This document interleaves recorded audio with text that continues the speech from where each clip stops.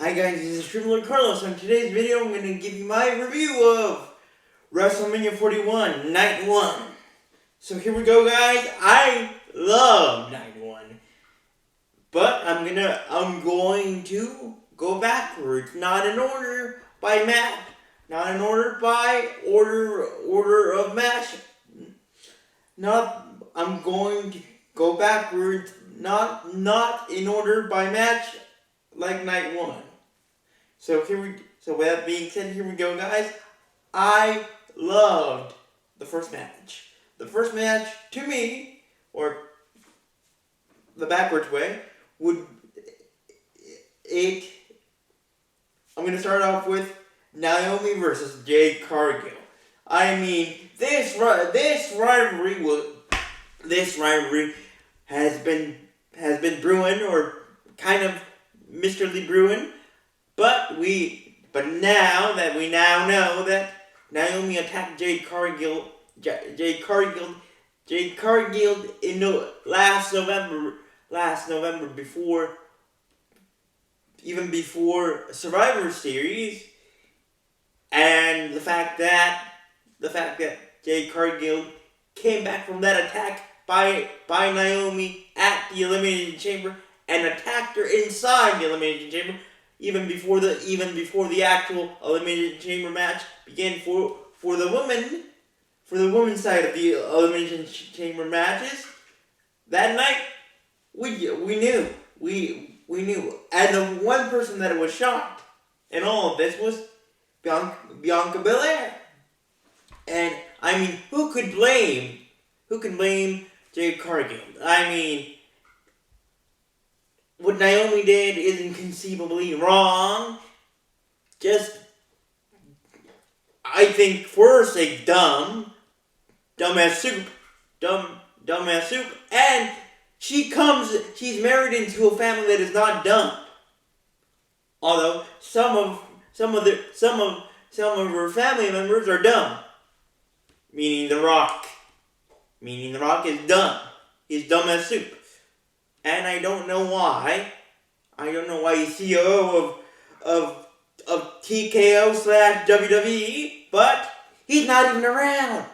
The Rock is not a part of the family anymore. He just comes along every once in a while, or when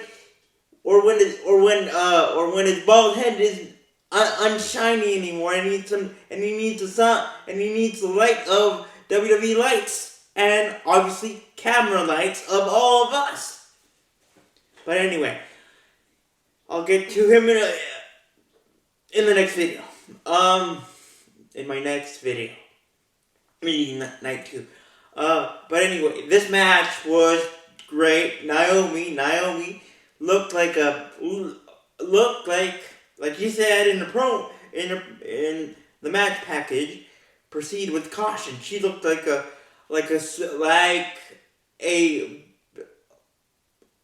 she had caution tape wrapped around her ring gear, which looked awesome.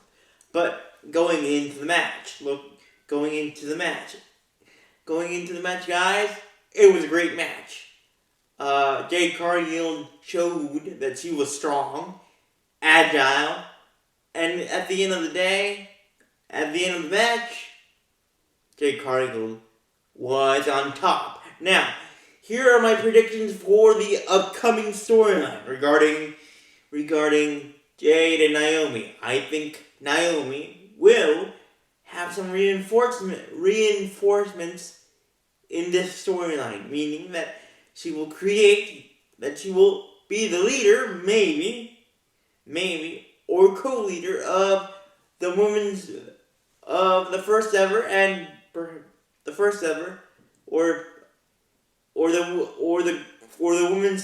women's version of the Bloodline. And if my storyline prediction is true, who do you think will be a good co-bloodline member in this bloodline led by Naomi uh, bloodline. Again, if this storyline happens. As for Jade by herself, as for Jade regarding the 2020, regarding her 2025, regarding her 2025 to 2026 calendar year season, guys, of the WWE calendar season. I think Jade will be hunting for, will be smelling gold in her future endeavor. Maybe we can see her probably. Actually, I have a better prediction. I think Jade Cargill will be a part of the women's money the women's Money in the Bank match, and she's going to be my I'm gonna call it. She's one of my top 3 picks to win the Money in the Bank women's ladder match, and I think she will cash it in. I don't know when, because we're far from that, because Money in the Bank is on June 7th. June 7th of this year, so my birthday month. But overall, Jade Cargill showed Naomi that storms are bad, and that you don't make a storm like Jade mad, because she will run you over and you will get jaded by her. Now, guys, let's talk about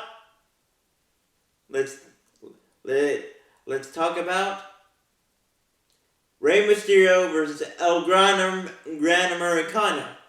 Now, guys, it was supposed to be Rey Mysterio versus Gran Americano at WrestleMania on night 1, but as we saw on SmackDown the day before night 1, Ray got injured. But thanks to Julius Creed. Thanks to the Creed brothers.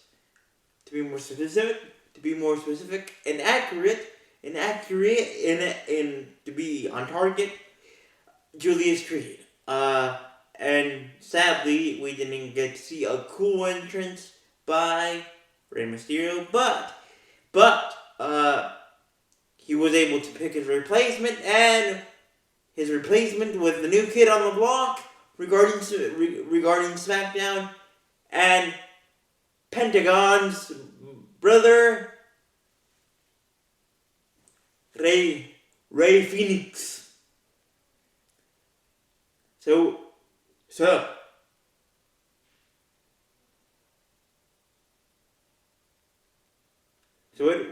it was Rey Fenix versus El Gran Americano. The match was great, and it was the first time that two luchadors, or one luchador and one Chad Gable. Yes, I'm calling it. And I agree with Michael Cole that El Gran Americano is Chad Gable just wearing a mask. But anyway, the match was great. But again, El Gran Americano cheated by putting a piece of hard metal inside his mask to headbutt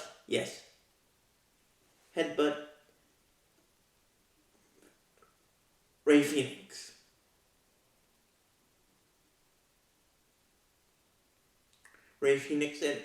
And overall, regarding Rey Fenix, he had a great debut. He almost had it, but thanks to El Gran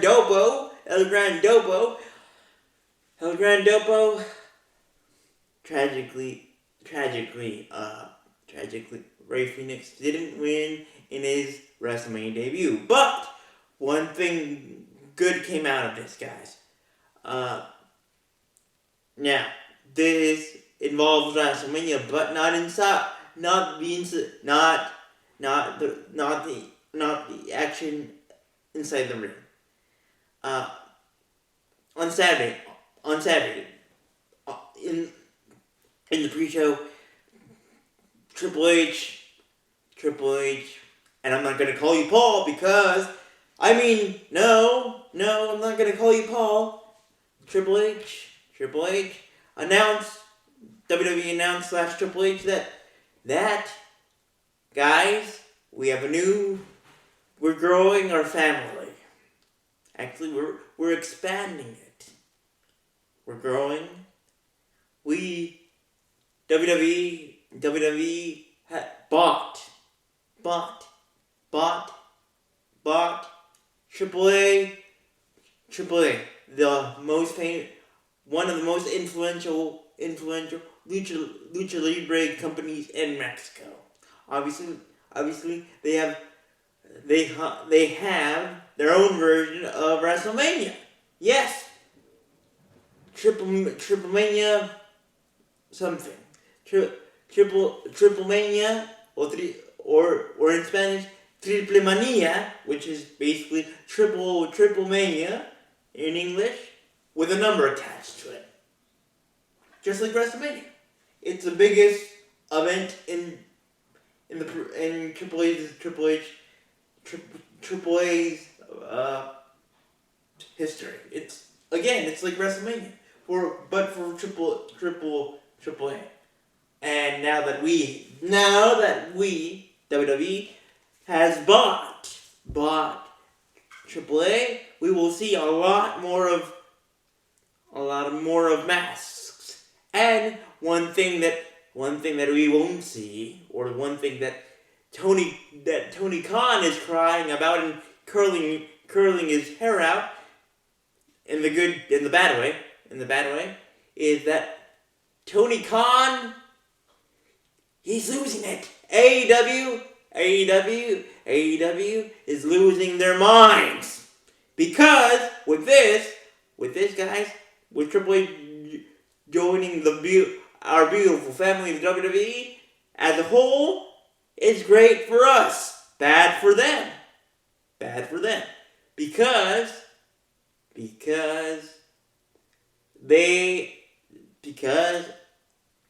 in my opinion, AEW doesn't appreciate the talent that they had. To be more specific, with Cody, obviously we're glad that he's back home where he belongs. They didn't appreciate Jade Cargill, and now she's home where she belongs, and of course, Penta.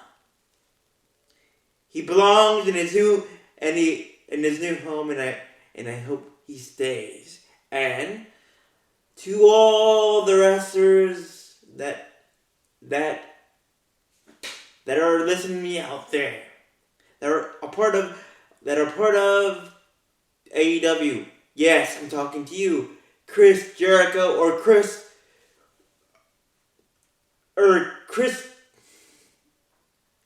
Irving. Yes, Christopher or Chris Jericho, I'm using your real name. Come back home. You don't need the curly haired dope. You don't need the war, the claws of the jaguar. You need to come back home. And John Moxley,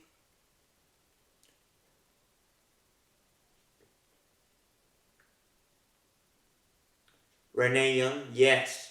John Moxley, Dean Ambrose, Renee Young, and anyone that left the WWE, that left home for the dopes of AEW,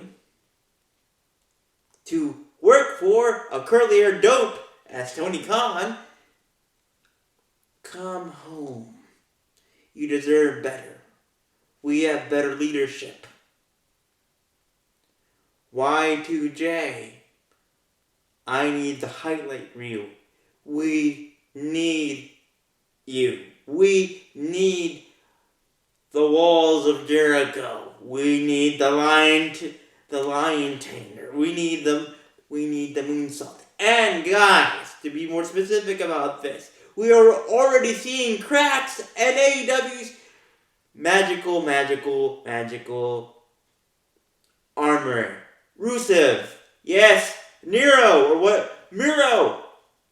Rusev is back home. So please, guys, Chris, Renee Young, Aleister Black,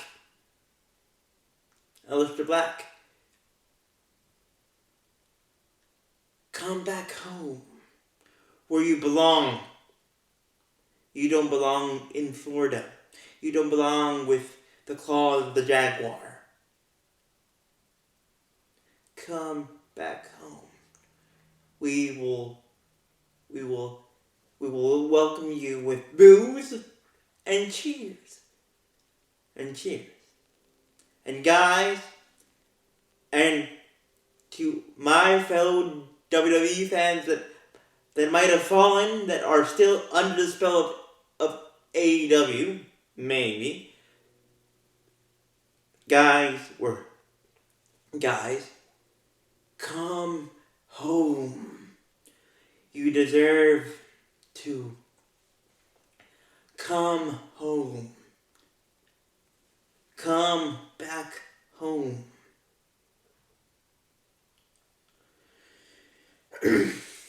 Now with that out of my system, let's go to let's go to the third match in backwards order.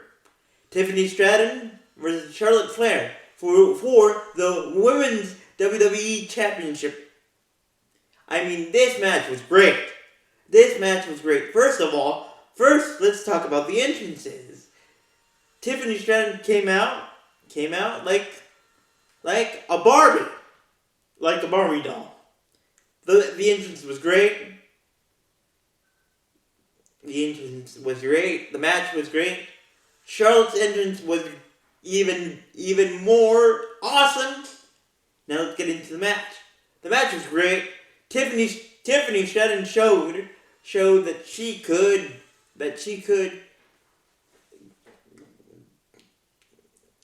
just stand the heat of Charlotte's offense.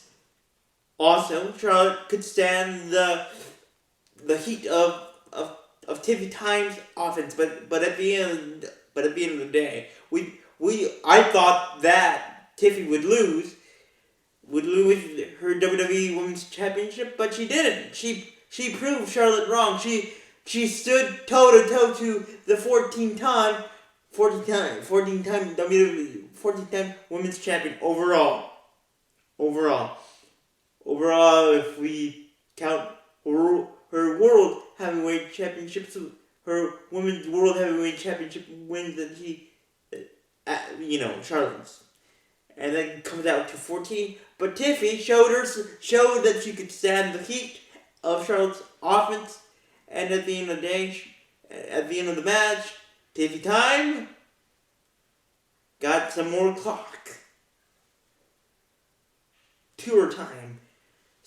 So, with that being said, I believe that in the next upcoming calendar year, which is 2025 to 2026, guys, I believe that Tiffy Time will eventually lose her championship. I don't know to who, maybe to Charlotte, and maybe I shouldn't say maybe. It's a high possibility that we will get a rematch between Charlotte Flair and Tiffany Stratton at Backlash on May 10th. But if that doesn't happen, and if Tiffy Time doesn't lose or doesn't drop her title to Charlotte, I think there could be some possibilities. Like, for example, Alexa Bliss. Now, you may ask yourself, why Alexa Bliss Cardinals? Well, okay. I'm gonna call this storyline the beauty, right? The beauty, which Tiffany Stratton is very pretty, but to be more specific, she is pretty like a celebrity. And then we have the dark, meaning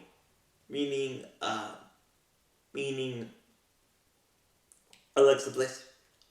Although she doesn't look as menacing and as black cloudy as she did,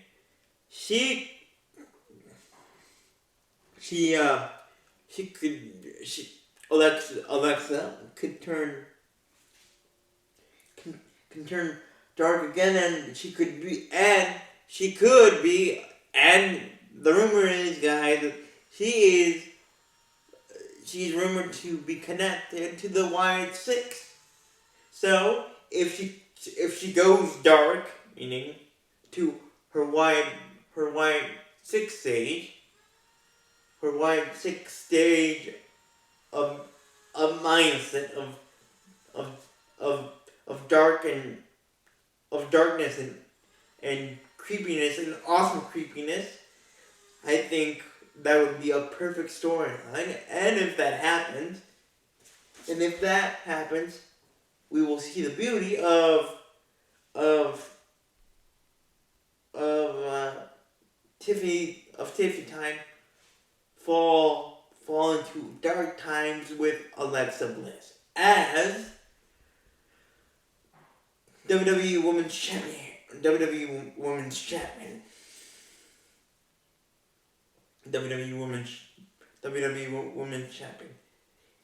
Now let's go to the World Tag Team Champions. The World Tag Team Champions of Raw. It was the Viking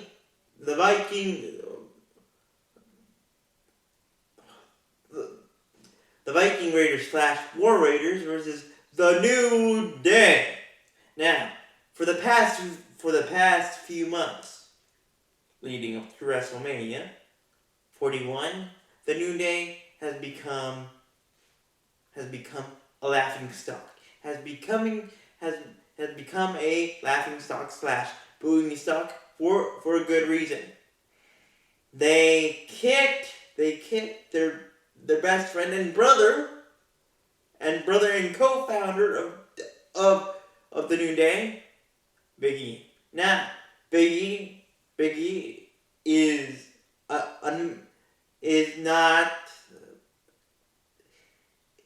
not able to wrestle because he broke his neck, and he can't find a way to be cleared by his doctors. So, going into the match, the Viking Raiders and the evil version,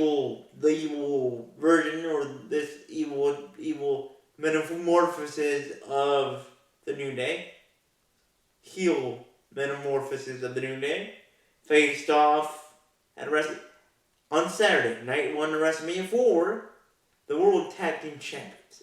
And guys, from the get-go, the Viking War Raiders, showed that even with this new metamorphosis of the New Day, Kofi Kingston and Xavier Woods couldn't match up. They got squashed. But they got squashed by Eric and Ibar. But in a new way of winning and taking advantage, the New Day won by trickery. It was a good match, and Ibar was under the receiving end of the match finish.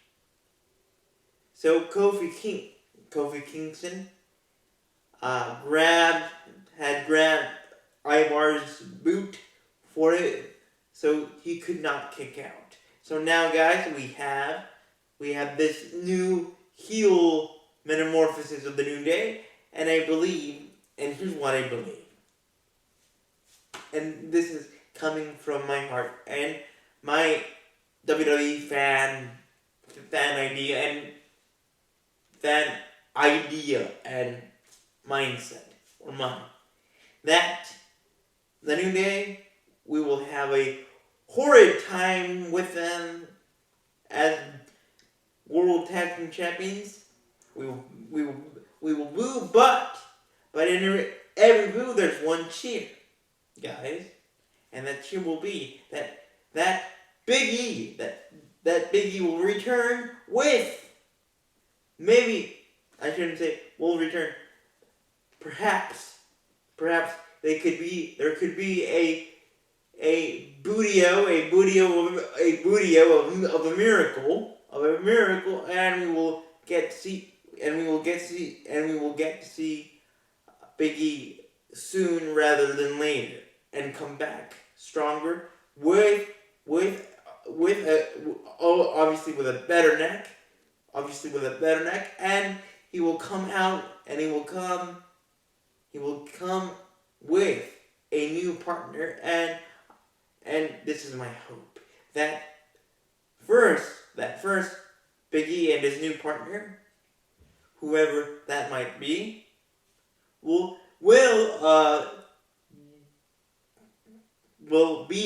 become the new World Tag Team Champions of the WWE, and plus after that, Big E will go and fight his two brothers by himself, alone, without a partner, and we will have eventually a triple threat match culminating, meaning that this storyline, if it happens, which I hope it does, this storyline will finish at WrestleMania 43, when we will have Big E versus Xavier Woods and Kofi Kingston. Now, this is not going to be your typical triple threat match. There will be a stipulation. Whoever wins this triple threat match down the road, of course, at WrestleMania 43 in New Orleans, will have the rights, yes, the rights to the name of the New Day. Would you like to see a triple threat match between Kofi Kingston, Xavier Woods, and Big E for the rights of the New Day? I mean the name rights of the New Day. Now let's go to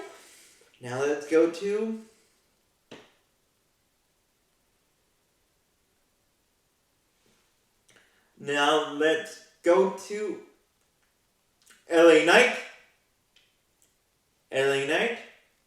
and Jacob Fatu for the U.S. Championship.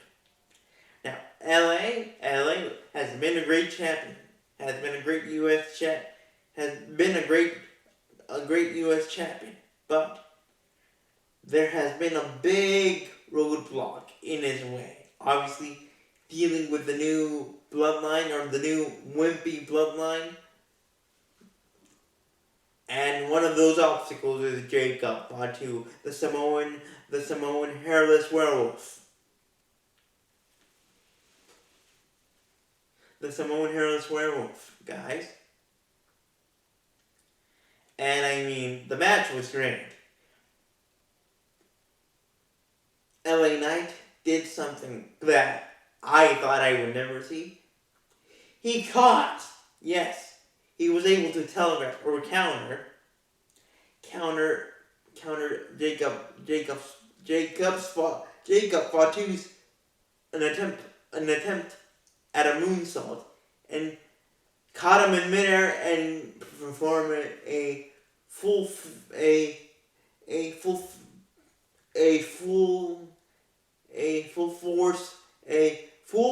and completed blood force trauma, or BFT. But LA Knight couldn't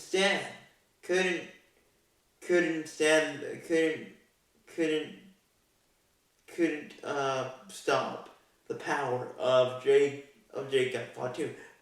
And with that, guys, and with 3 moonsaults, yes, and with that, guys, and with 3 moonsaults, we have a new wolf of a champion.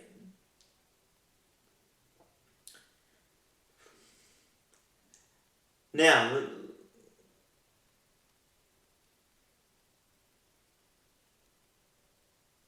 guys, let's go to our co-main event. Regarding my backwards match card talking points. We had Jey Uso versus the German sausage head and face of Walter / Gunther. Yes, Walter, I'm using your first name that you had in the WWE. I don't know why.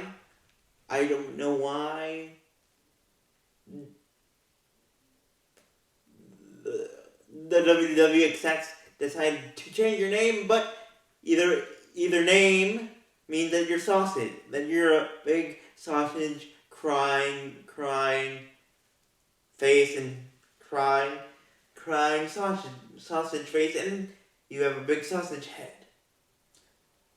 And I mean, just like I told you guys in my preview of WrestleMania night, overall, this match was personal. It got personal. Because Walter / Gunther attacked Jimmy, Jey Uso's brother and tag team partner, to a bloody pulp. He made him bleed that Samoan blood. And poor Jey was forced to see this attack happen because the sausage face of dopiness, of dumbness, acted like a coward, acted like a wiener schnitzel or a chicken schnitzel, and he couldn't attack Jey face to face. He had to stoop. He had to go down a level of depravity, handcuff him or zip tie him to the ropes of a turnbuckle of the ring. And as this was happening, Jey was forced to watch his brother get beaten, brutalized, victimized,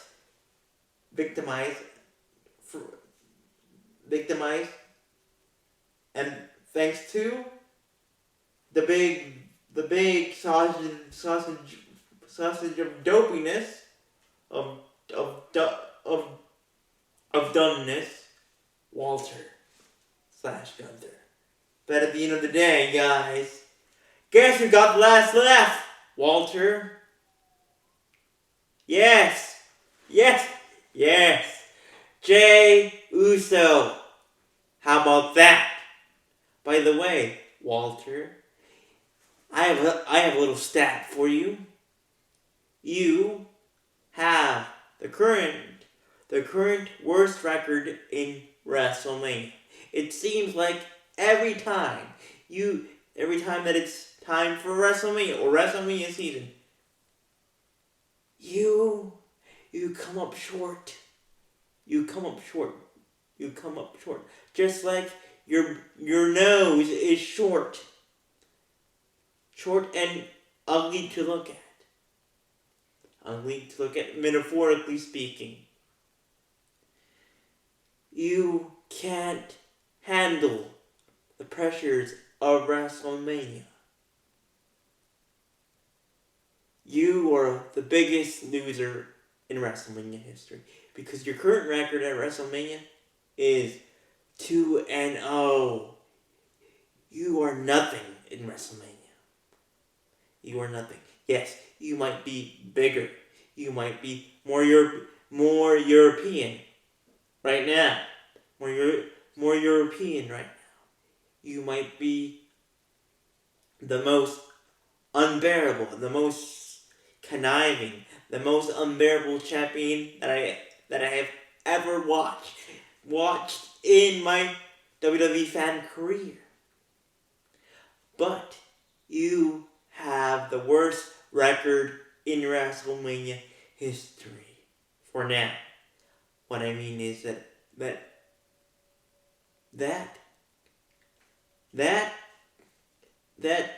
executives at WWE, meaning Triple H, and the baldness of dumb people, meaning The Rock, don't believe in you enough for you to win at WrestleMania, Gunther. And I know you might be listening to me, and I know this hurts. I know that you might be crying and eating your sad feelings with a delicious pretzel and drinking a lot of German beer and drinking a lot of your homeland beer. But don't worry, Gunther. Repeat after me. Repeat after me. I love that I suck. I love that I suck at WrestleMania. I love that I suck at WrestleMania. I love that I suck at WrestleMania. If you keep saying that to yourself, you're going to be the greatest sucker, the greatest person that could ever suck, and stink at, and be a total loser at WrestleMania. So don't worry, you will have many more. I hope many more losing experiences at WrestleMania. Meanwhile, on the other side of the coin, guys, we have a new World Heavyweight Champion. We have another Samoan. We have another Samoan as the WWE, as a champion in our beloved WWE. That is tragically related to the bald man of Hollywood, the ultimate bald man that sucks. That sucks the air of WWE as we know it. The Rock. But other than that, Jey Uso is great. Jey Uso did the impossible. He beat a a sausage head of dumbness into the ground. Not into the ground. Submitted this same sausage face of dumbness into the ground with his own sleeper hole. And with that, guys, we can finally breathe. And we can say, miracles happen.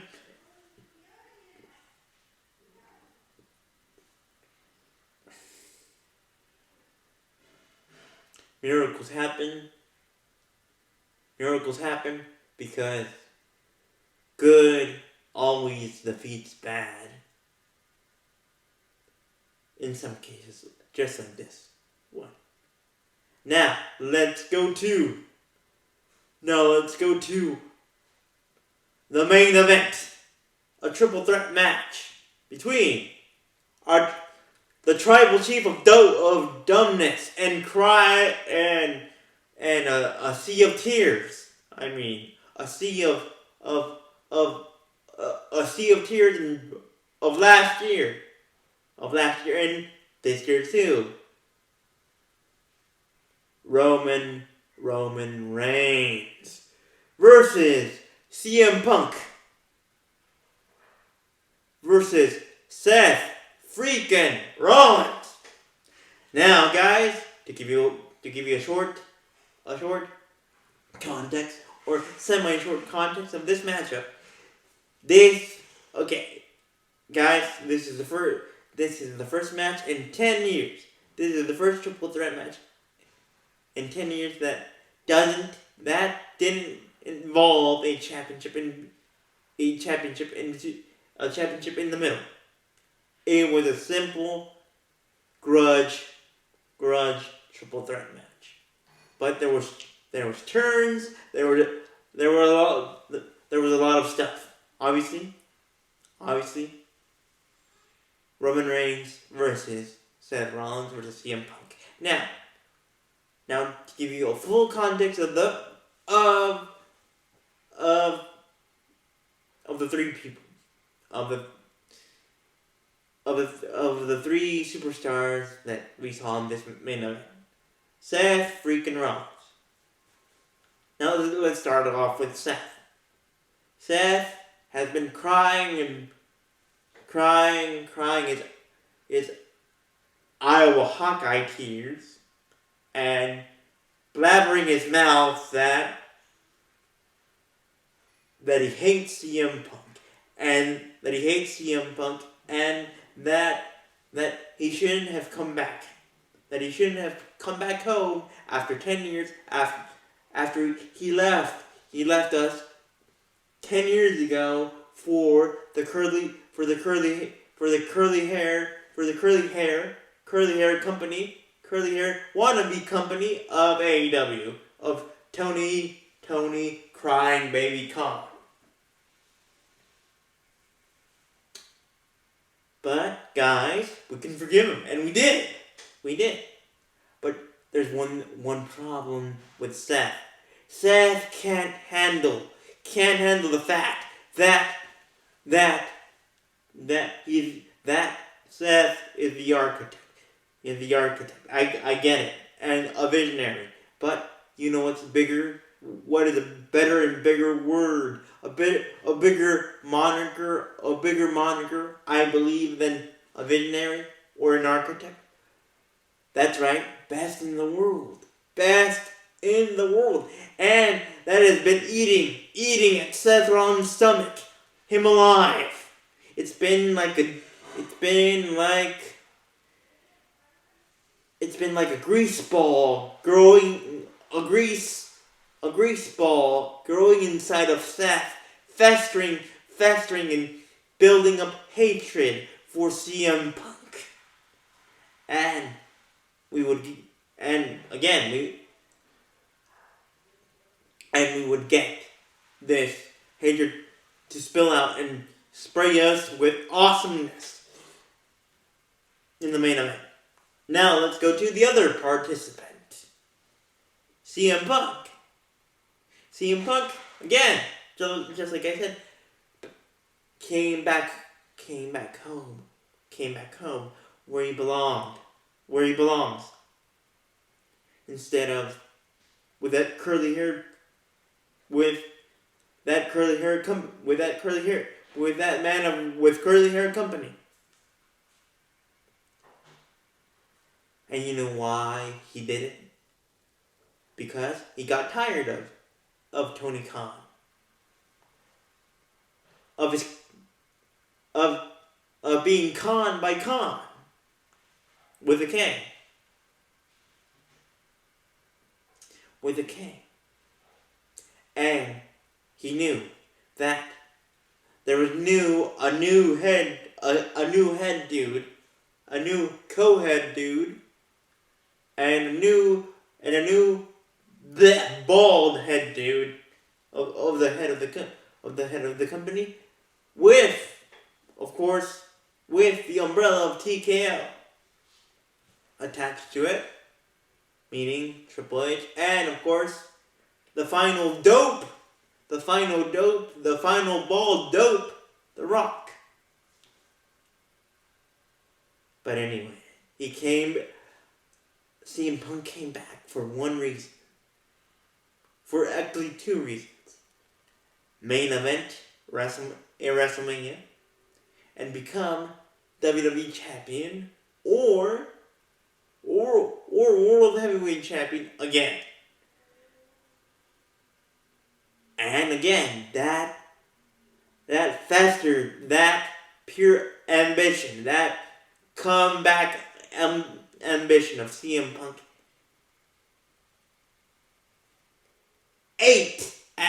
was eating Seth freaking Rollins alive. Now, let's get to the third man of this match, meaning the third person, the third superstar. Of course, I'm talking about our tribal dope, or original or OTD.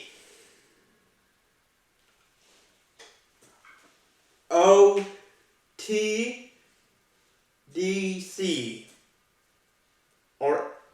Or original tribal dope chief, Roman Reigns.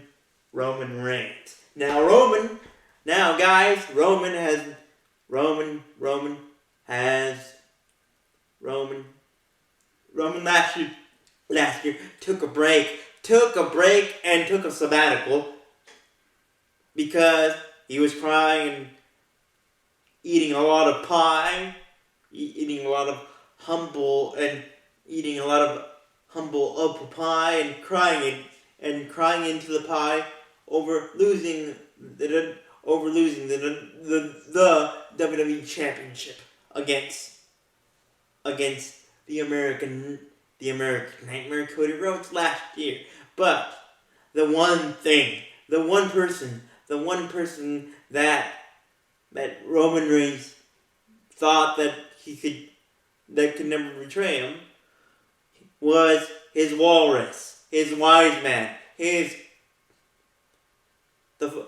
father of extreme, Paulie Dangerously, better known as Paul Heyman. But guess what? Roman? Guess what? You are not the only one to carry the name of a Paul Heyman guy. Before you, you big dope, you big chief of, you dope chief, even before you, and who was a better version of you, Paul Heyman, your beloved wise man. Guess whose wise man was he before you? Yes, that's right, CM Punk. And before that, he was the wise man to the beast incarnate, Brock Lesnar. And guess what?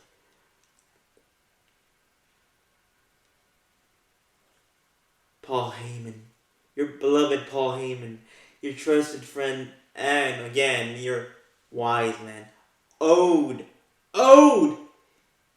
him a favor. And guess what? I guess you already know that favor, what that favor is, and you're still struggling with it, but still struggling with the aftermath of Saturday, which I'll get to here in a little bit.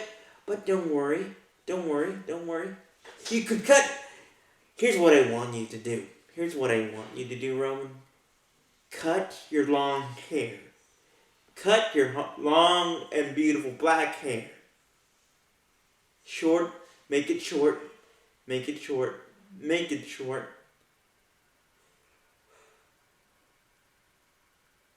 You can do. Actually, Paul Heyman has done a lot better than you. He has upgraded to someone that you hate, someone that you thought could be your brother for life, but no. Roman, let me tell you something. Tribal chiefs like you have fallen deeper than you, maybe more drastically than you, and at some point of their tyrannical reign, but you know what you have in common with these tribal chiefs, these tyrannical tribal chiefs, that the deeper they fall, the harder they break. So you're gonna keep falling until you break, and that break will be in your heart. Internally, externally, your heart is already broken, filled with vengeance. I know you want to rip Seth's head off, and obviously you're wise men. So I don't want you to cry about it, or take a sabbatical vacation and soak your apple pie that you're eating, your humble apple pie of humility now with your tears, because I'm not buying it. I want you to suffer.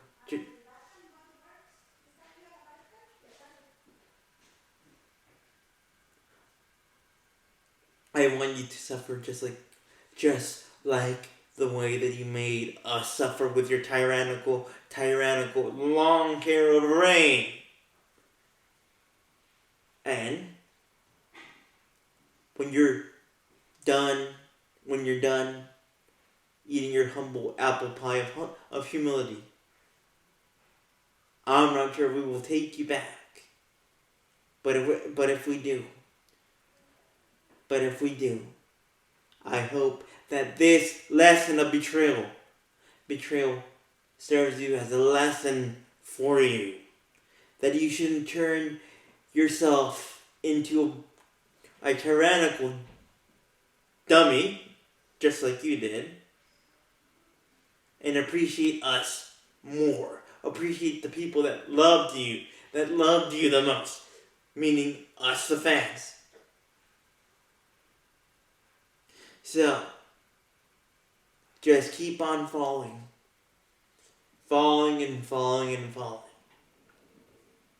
until you break in half, and you cry tears of pain, of sorrow, of being betrayed by your best friend, confidant, and your wise man. And when you're done, you will realize that you don't need a walrus to be your god. You need us. You need your heart, and you need your soul to be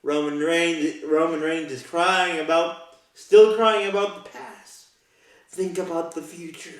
Think about the future that you have set for yourself. A painful one, I might add. Get over it. CM Punk, if you're worried about your beloved CM Punk metaphorically, don't worry. He's going to beat you up for a WWE Championship or a World Heavyweight Championship. Down the line. So, but to keep it short and sweet for you, Seth, live in the moment. Don't live in the past. And one more thing. I hope that CM Punk beats the holy Iowa out of you. And beats the holy latke. Holy roast beef. Holy roast beef out of your new wise man. Your new wise walrus, or whatever you want to call him, Paul Heyman. So, I believe down the line, guys, we will see. Down the line, in this 2025-2026 season of this upcoming calendar season of WWE, we will see the rivalry of CM Punk and Seth Rollins increase to a point that we will see them go straight to hell. Meaning that this rivalry will end in hell. Meaning in a Hell in the Cell match. Down the line, or even better. Or even more awesome, in last man standing match. Now regarding Paul Heyman, I believe that down the line, of course, we will see Paul Heyman pee in his pants, and cry, get speared, get GTS, and eventually get stomped again. Get his head stomped by his new guy, Seth Rollins. So with that, guys, thank you for watching. Let me know in the comments what was your favorite match of Night 1 of WrestleMania 41, and if you want, and let me know in the comments as well if you want. Again, what are your predictions? What are your storyline predictions for this upcoming 2025 2026 calendar season for our beloved WWE. So with that being said, guys, until we rest in peace again. Bye.